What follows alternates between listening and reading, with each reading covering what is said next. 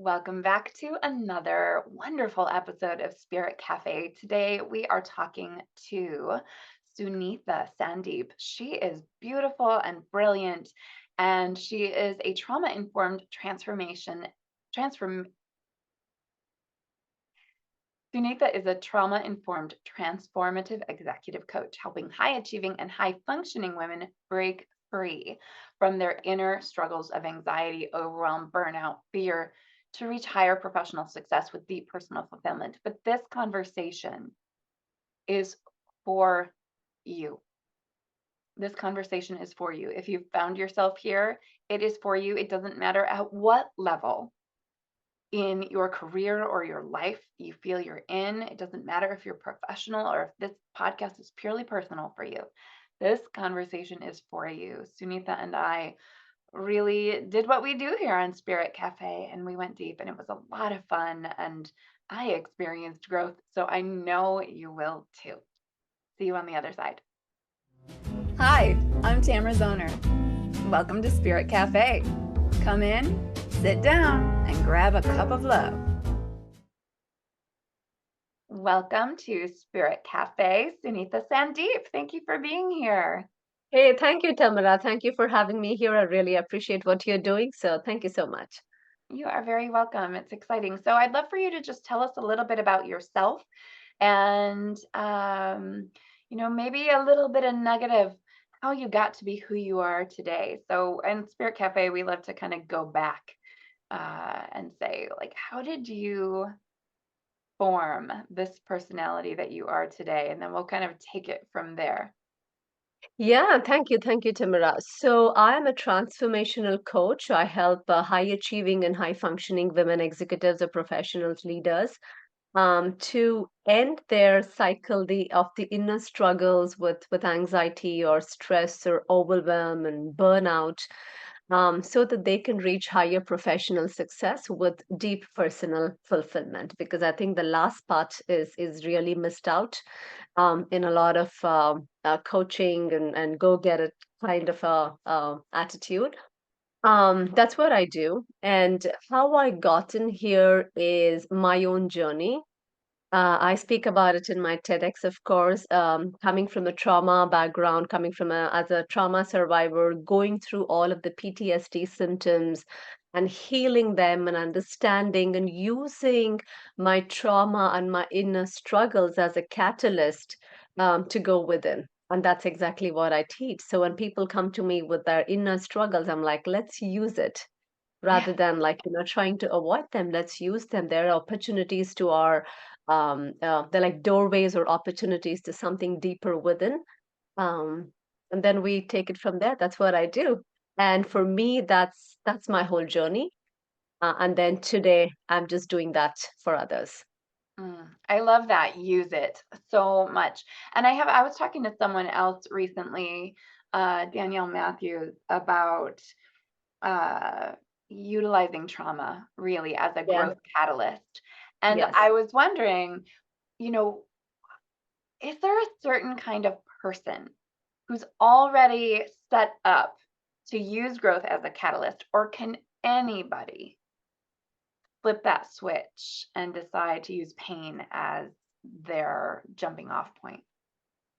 Yeah, it's a very good question. Very, very good question. um for many of us, somehow the pain becomes a catalyst, and then we have had enough suffering within us that we just look at it and say, you know what, I think it's done, it's enough. What is it that I can do, or in fact not do, to just accept the way I am? Because in the initial stages, we are usually with a lot of willpower, and then we go that, I can do something about it. I can get the pain under control. I can get all my inner struggles under control. And then we use a lot of management tactics, or the cope up strategies. Like if you're stressed out, use these things, do these 10 steps. Or if you're going through burnout, do these 10 steps. and it's usually at the level of mindset, right? So you have certain belief structures that you're holding on to, and then you take your mindset to have a different set of belief structures to hold on to. And usually this works when it's just a belief structure that needs to be shaken up a little bit, and then some people are fine. But then I think for real transformations to happen and for them to sustain in the longer term, I think it's more of an inward journey that says it's okay for me to struggle. It's okay for me to go through those inner struggles and then see what it brings out. Because then you're kind of going closer to your experience. You're becoming a little bit more intimate with your experience rather than trying to push it away. And the minute, and that's the art of conscious surrender. You whatever shows up, you're okay with it. And since now you're okay with whatever shows up, you're not there's nothing within you that's driven by fear. Okay, I love this and fully identify with this, but someone is listening to this going, how am I supposed to be okay with all this crap that's showing up with my kid who's not talking to me, or the job that I just lost, or my house? How do we get to that point where we're okay with everything? You try to be not okay with everything for some days and then see how it goes, but it becomes more suffering. I mean, that's all I tell them. And usually the women I work with, they would have gone through those strategies of, like, having maybe a different belief structure, or trying to force themselves to think positive, or forcing themselves to, like, have a gratitude practice. It all helps again in the shorter term, and those are more like information, right? But that information is not equal to transformation. They're just getting more information, self-help, self-growth, self-development, and all of those. But then transformation happens at a different level. Our mind can be tricked into, but our bodies cannot be tricked. And so that's why it's a lot to do with our experiences somatically, viscerally, what we feel, and whether we as a human are okay with those experiences.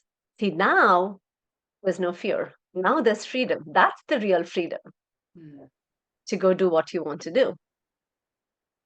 yes, I love that. I really, I'm writing down. Information is not the same as transformation. That's so, so good. And in fact, I had 10 minutes between podcast recordings, and it's Tuesday as we record this. So in my private Facebook group, I always pull a truth bomb, as they're called. And I was reflecting after my last conversation, how can we really have self awareness or know who we truly are, or even be okay with our experience as it is, if we're constantly consuming information from the Information. outside world, right? I'm going to Yeah. read another book, I'm going to get another certification or another degree, and I'm going to start, all these different practices that are very mindset based, which is great. I fully support Yes. those. And that integration of the whole being is Yes. vital for true Yes. transformation. Yeah, yeah, that's so true. And I think off late we are seeing that high dose of self-development practices popping literally everywhere. Those are insights. Those are, again, it's a different. If we are still in the belief structures, we hold on to belief, and then that is how we operate. Those are good ones.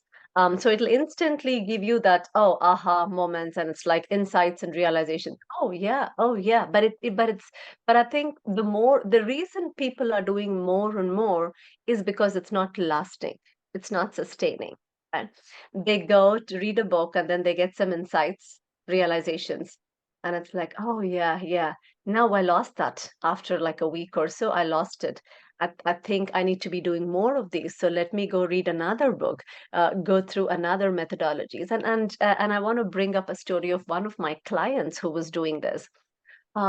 Before she came to me, she had done like a lot of spiritual teachings, EFT methodologies, more healing, a lot of meditations, yoga, Pilates, and she was suffering still with PTSDs.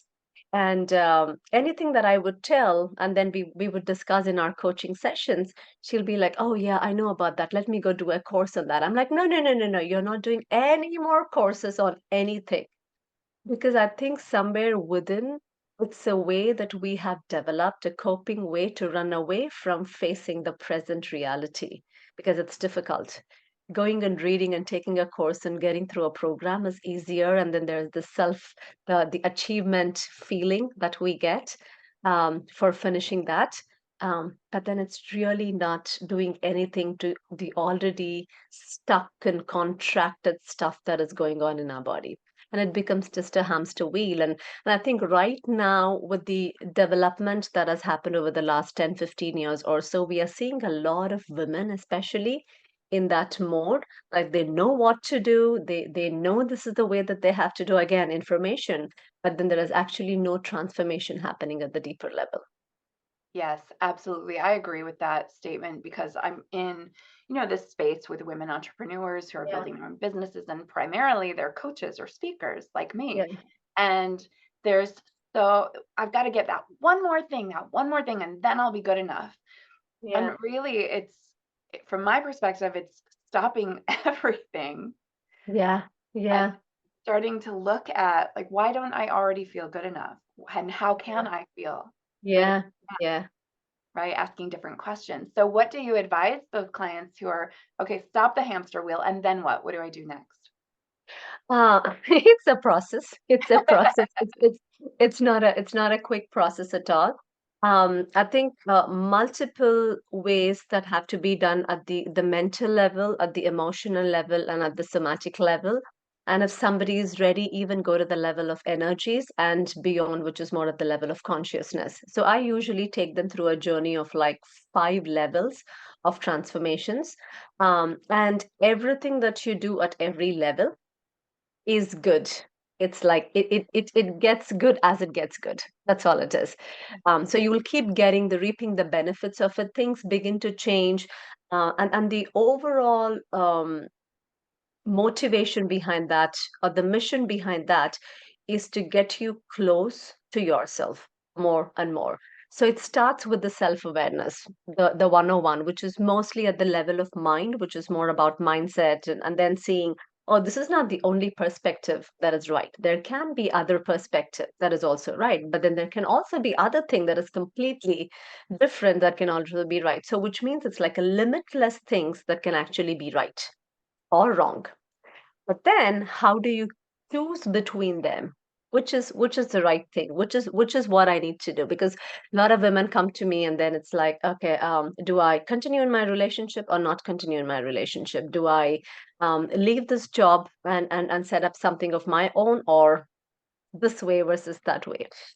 And I think the place I take them to is not, of course, the first thing that I tell them is I don't know what is right for them. And then the second thing is take them to a place of trust within, that it doesn't matter which option that they choose, they're okay within. It doesn't matter which option that they choose in the external world. And I think that's an important place to be in, because then this continuous hamster wheel of I need just that one more certification or this one more certification is just going to stop. And you will feel confident enough. And whether it's coaches, whether it's speakers, I think people latch onto the energies of what we embody at the end of the day. And if we are embodying the energy of it's not yet enough, I still need to do something more to feel good about myself. That's the energy that we are giving them, and that's the energy they are getting. Right. So I think the embodiment is the number one thing. Starts with self-awareness. And then again, Tamara, there are like multiple transformations. I take them through the level of emotions, a lot of somatic healing that needs to happen at the level of body. Again, energies and a lot of self-inquiry based practices for the level of consciousness. Mm, I yes, the embodiment of beingness. Yeah. I would say for anybody listening who's like, no, no, I still need those other certifications and degrees. I can claim from my experience that once I stopped that, then I had transformation. Makes sense. Makes sense completely. I think it put you into a place that you're already enough. And from there you started operating in your life, which completely makes sense. And then you'll start achieving more invariably. Yeah, and it frees up this ability to create from within, Yeah. right? Yeah. Again, if Yeah. we're always taking in information instead of letting it Yeah.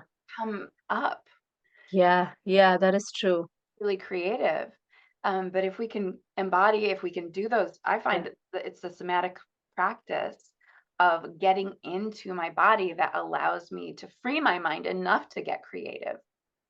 Absolutely. You mentioned such a good point that it's actually to free your mind, or our mind is actually caught up in this prison, and then we think that the mind is causing us problems, like the mind is overthinking, or the mind is like being very extremely self-critical, or the mind is self-sabotaging us, or so on. But it's actually where we are is what the mind does. So the simple exercise that I tell people to do is focus on some object, and tell them like look at a ceiling fan in your room, and then I'm going to ask you some questions about it. So be really attentive about it and look through it. It's a kind of mindfulness practice. Then what happens during that time is they know exactly what it is, and then now they're looking for me to ask some questions about the ceiling fan. Then for a moment, what happened there is their being was completely in one and mindful with the ceiling fan. See, all the thoughts that their mind produced, or all the emotions that their body produced, or like their heart and sensations that they had, was now associated to the experience of knowing or feeling or experiencing what that fan is. Go back to any memories. Your mind, your heart, and your body will create those experiences for you.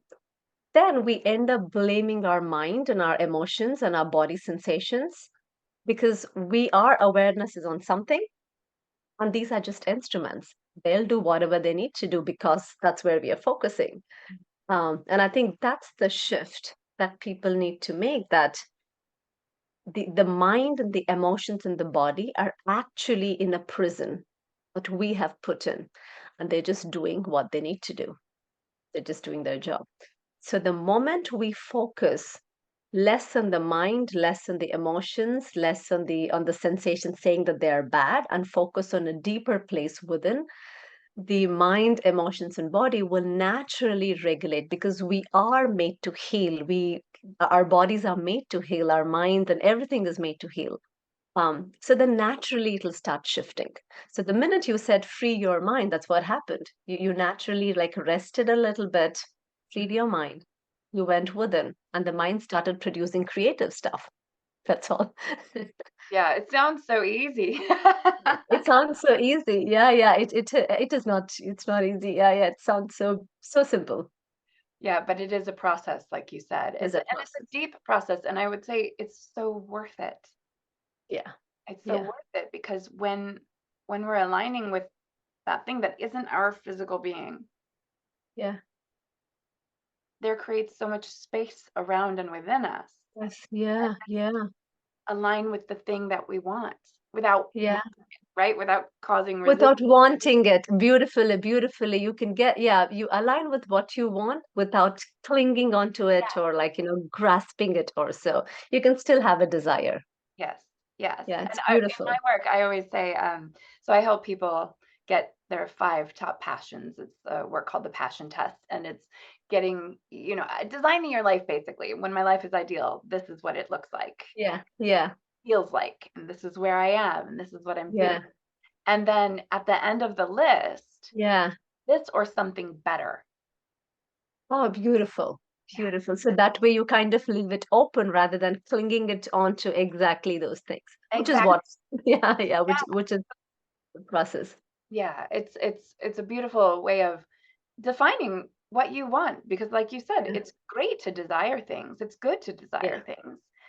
And if we're attached to that one thing, we might miss out on all the other beauty in our The life. other things, yeah, yeah, yeah. That's an amazing point that you got. Usually for me, when I take my clients, my women through a journey, um, initially, if I tell them, what is it that you want? And the five things or the 10 things or the one thing, most important thing. And then 3 months later, if I ask them, what is it that you want? It's completely different. It's completely because so much of things are removed Mhm. from their whole system. And now how they look and how what their mind wants, what their emotions want is completely different. And it's like, I thought you wanted that. Oh no, no, no, no, no. I think that was I don't know where it came from. No, I think this is what is more aligned. And the thing is, it continues to evolve. It's not like a constant thing that is there. It'll keep continuing to evolve as we evolve. Absolutely. I like that visual of clearing the clutter out so that then you can actually see what's there and know what you really want. And most Yes. often it's not anything. It's most often a state of being. Exactly. That's exactly what you want. Usually, Yeah. not like the materialistic outside world that we Exactly. want.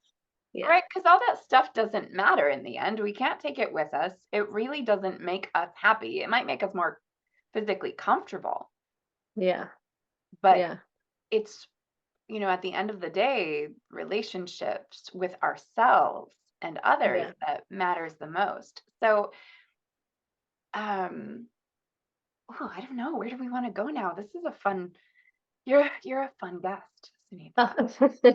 I Thanks, like Tim. this question you have, and I think we've kind of touched on it, but I'd love to go deeper. Please. There is this lean toward thinking positively, Yeah, which is beautiful. It's great to have a yes, positive mindset, but why should we stop forcing ourselves? What happens when we do force yeah. ourselves? And what's the better alternative? Yeah, thinking positive when your mind is in a completely free way or completely neutral will be fine. It's just another perspective. Take on the perspective. That's okay. I usually don't even tell people to like think positive or anything like that. Think reality is what I say. Stop thinking negative or don't force yourself to think positive. Try to think more real. Be more practical. But then what happens when you're trying to force yourself to think positive is even more negative effect. Because we are trying to bypass, suppress our emotions, bypass our feelings. It's called the spiritual bypassing.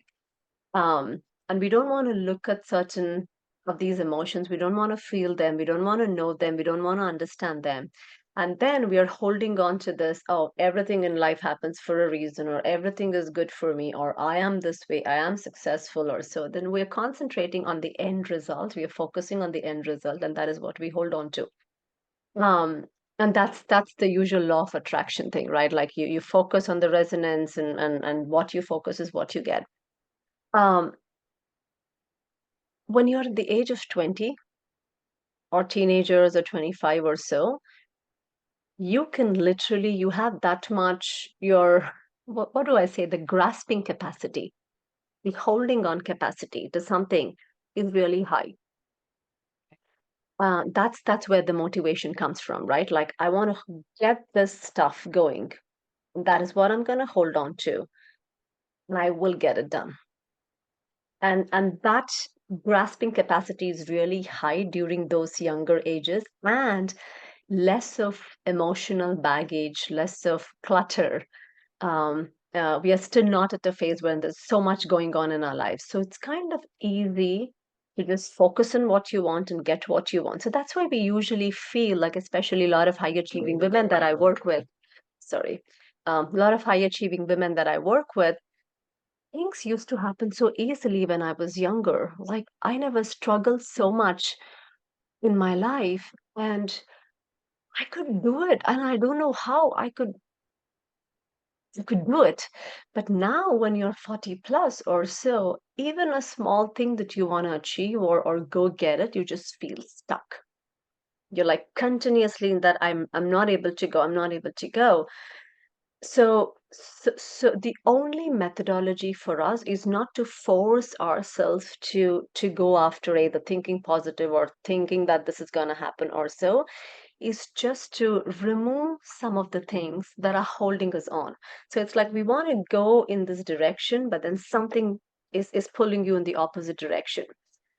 Then what happens is this constant inner conflict that happens. I want it, but I can't have it. And I want it, but I can't have it. That's the self-sabotaging, right? And then deficiency stories that we have. So deficiency story will self-sabotage you and then will pull you back. And it's like a constant struggle that happens.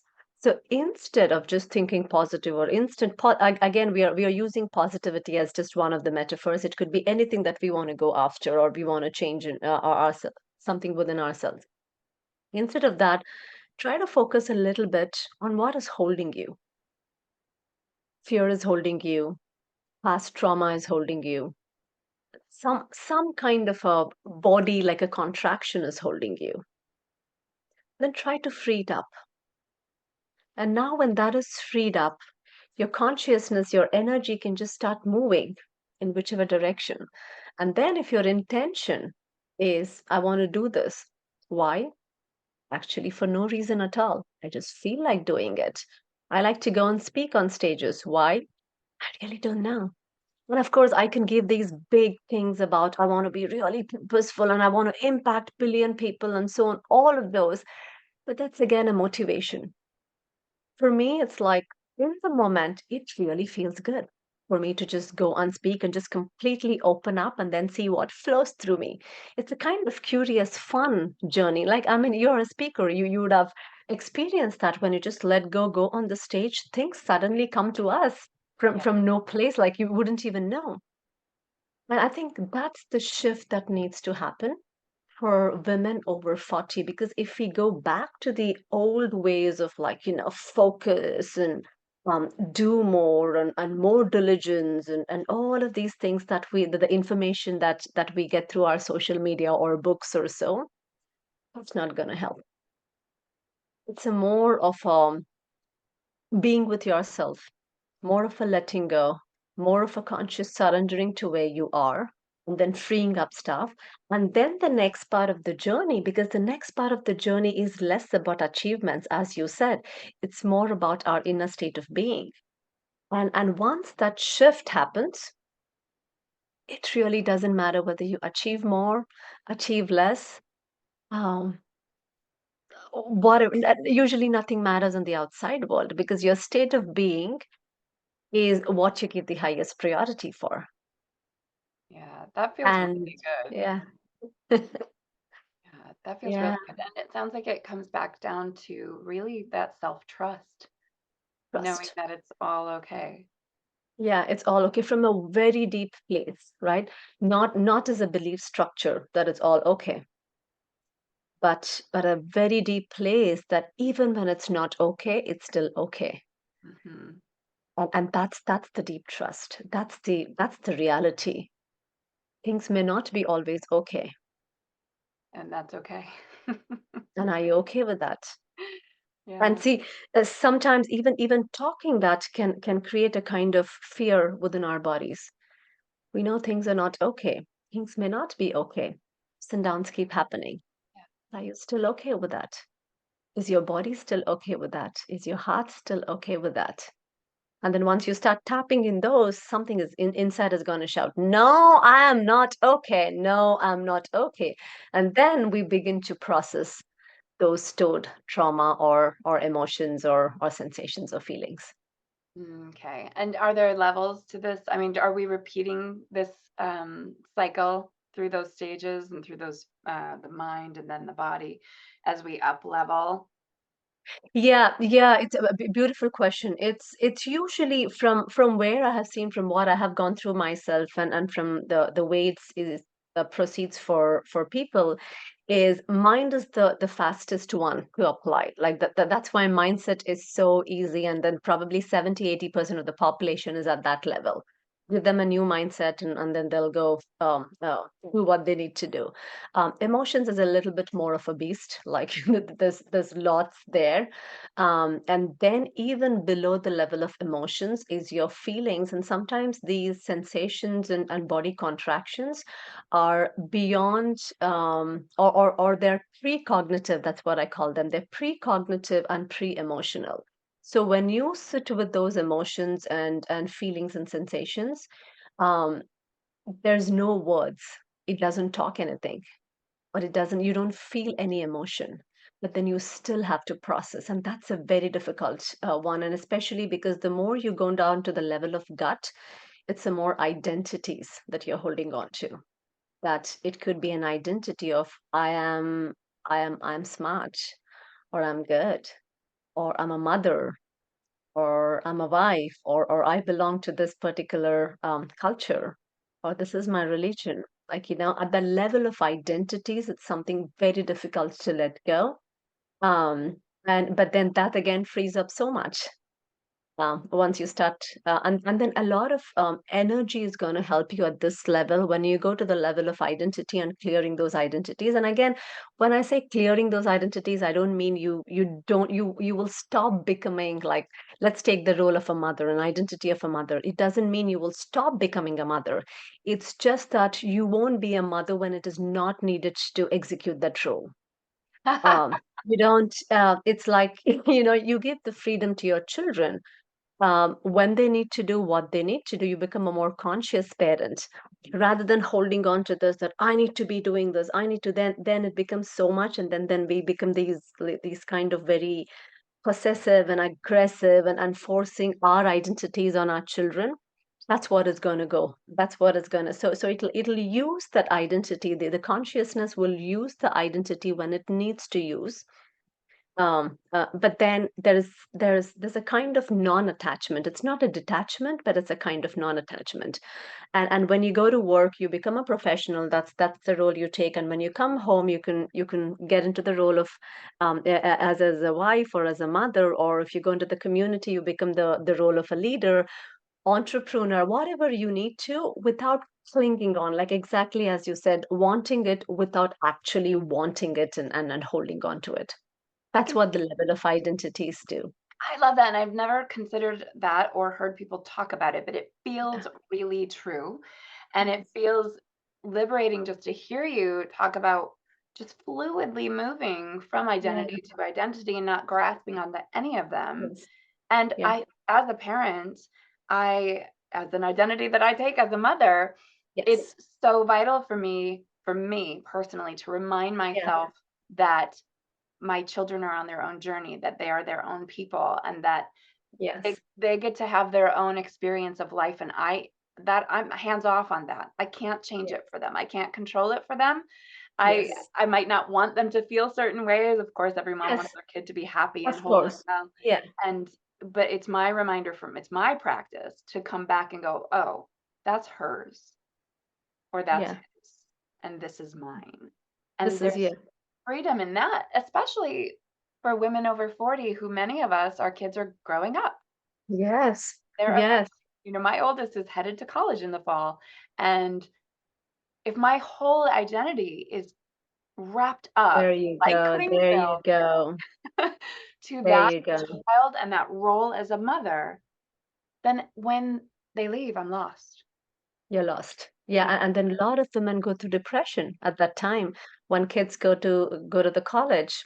I personally work with many of those women who are going through that loss of identity when their kids leave, and then it just feels like they'll have to rebuild everything, which is okay. At least they have that level of consciousness that yes, I have to rebuild or so. But then um, we don't have to learn every time by going through that experience and feeling that way and then letting it go and then rebuilding it ourselves, because there are multiple identities that we have. And yeah, that's so true what you said. By just clinging on to that identity, what happens when they leave? right? And that's why it's Yeah. important. I love that you brought this to light. And this is going to be my favorite part of this conversation, I think. It's just, and it's so true with each identity. If we hold this, I'm a professional, high performing woman, an executive or something like that, and then COVID hits and everything I changes know. Yeah, yeah. and the world spins around, and suddenly my identity is taken from me, or it feels like Yes. that. Yes. What a better practice. It feels better to me in my whole being to Yeah. simply be and Yeah. move through identity to identity without the Yeah. yeah. Yeah. Yeah, try to take the I'm the perfectionist at work, I'm the high achiever. Try taking that to our spouses, right? Right? Or like things like I will get it done no matter what kind of an attitude with our kids. That's not going to work. That's completely out of our control. Completely. Yeah. So again, even some of the things that we normally consider as bad, right? Like, sometimes you like being a perfectionist, and I know there's a lot of things about don't be a perfectionist, and that's going to cause problems for you and so on. But again, perfectionism is just one of the expression. And there are times wherein I have tapped to perfectionism, like I wanted something done in a certain way, and I went after it. I did not release certain, like something that I wrote, or my speech or anything like that, because I wanted that. However, does that perfectionism affect your internal state of being? That's the question. If it doesn't, go after your perfection, because perfection is also an expression. Mhm, Not being perfect is also an expression. But I think when we let ourselves free within without clinging on to the identity, the consciousness can move fluidly, as we spoke about, maybe to the identity of a perfectionist. Fine. And again, come out of it. yeah. Imperfect. Fine. Failure. Fine. Success. Fine. So it can just move around, and then the quality of our experience becomes more profound. And the more and more that I am going through my own journey, it just feels like for me at the end, um, and of course, it's more healing that I have to do, and then it's a continuous process for me too. Then I think the more I'm on this journey, it feels like the profoundness of the experience is what is increasing or is changing. How I perceive things from the mind, how I look at things or perceive it from my heart, then from my body, then from the level of energy where it just feels like there's unity at the level of energy, and at the level of consciousness is intelligence that just flows.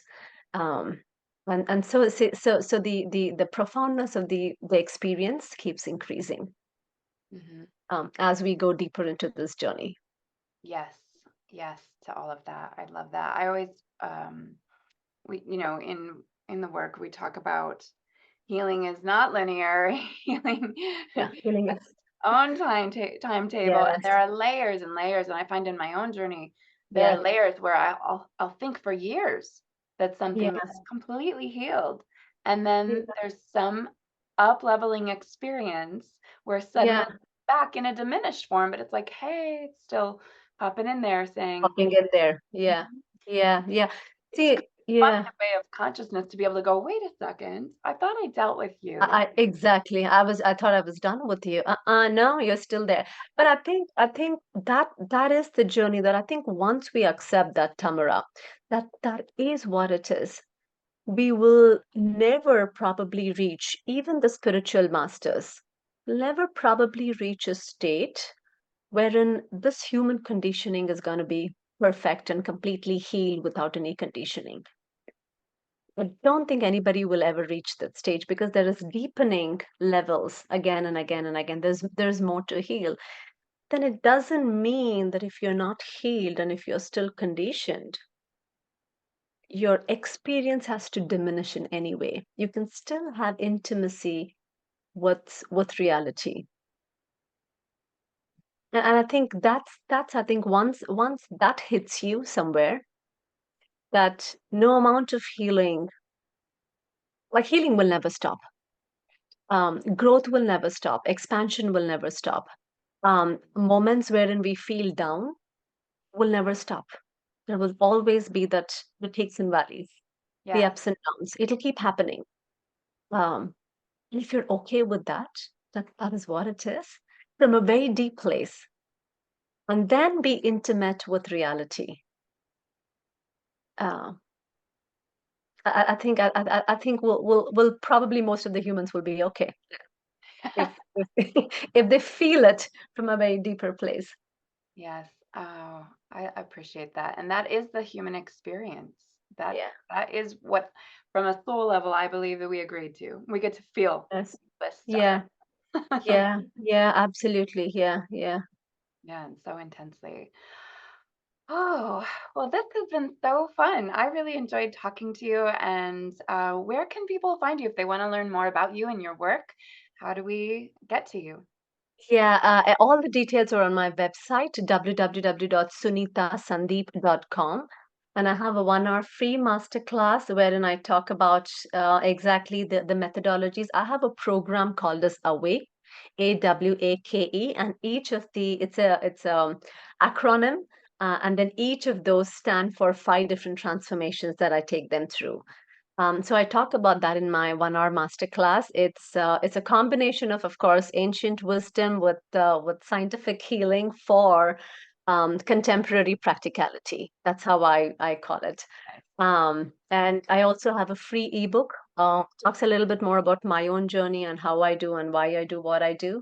It's all on my website. The links are all there. So that's the easiest way to find me.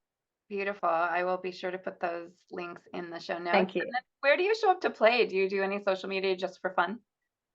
I'm on, yes, I mean, I usually, just for fun. I usually, yeah, I usually post some of the articles. I'm on LinkedIn. If you just search for Sunitha Sandeep Coach or something like that, I think it should show up. I'm also on Facebook. I usually post. I also used to do Instagram before. I used to do some TikTok videos before, but it was so much like time consuming that I had to stop. And it's like it would literally suck me into it. I used to enjoy it a lot, but a lot of time was getting pulled into it. So now, like Instagram is a little bit less, but Facebook and LinkedIn, I am there and posting my thoughts, and I express there a lot. Okay, fun. Thank you. I appreciate that. And I agree with the Instagram. It can be a time suck. TikTok, Yeah. I didn't even try. I just I just couldn't go there. Well, thank you so much, Sunitha. I always, well, not always, but I often like to ask one final question, which Yeah. is to just leave the audience with some tangible, short, quick thought of what do we really need to know about this human Yeah. experience?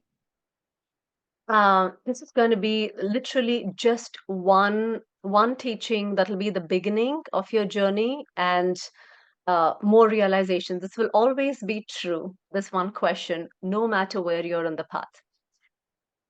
Every time when you're struggling or suffering within, ask this question: am I trying to avoid this present moment? And I think that's somewhere gives you a little bit of a jitter, like within, because anything that you think you're doing or anything that you think you're going after, the kind of way to avoid the present moment. And don't force yourself to be in the present moment, because then that is more again of a like, I need to be in the present moment. Instead, ask the question: am I doing this because I want to avoid the present moment? And then it'll it'll it'll get your consciousness back into the present moment, and things will begin to change naturally. Mm, I love that so much. What a good question. What a great conversation. Thank you so much for your time today. This was really, really wonderful. Beautiful conversation, Tamara. Very deep conversations. I rarely get to go at this level. So thank you so much for getting those questions and at that level of our talk. And I just felt like we both are deeply connected in this talk, and it felt really beautiful. Thank you. Thank you so much. I hope you enjoyed this episode of Spirit Cafe as much as I did. Please leave us some comments and let us know what it brought up for you, what feelings it evoked in you. And of course, like and subscribe, rate and review. Help me reach more people who need these kinds of authentic conversations and working up of the soul. I'll see you next week. Thank you for joining us on Spirit Cafe. Please leave all comments on our Spirit Cafe Facebook page or in the comments below our YouTube videos.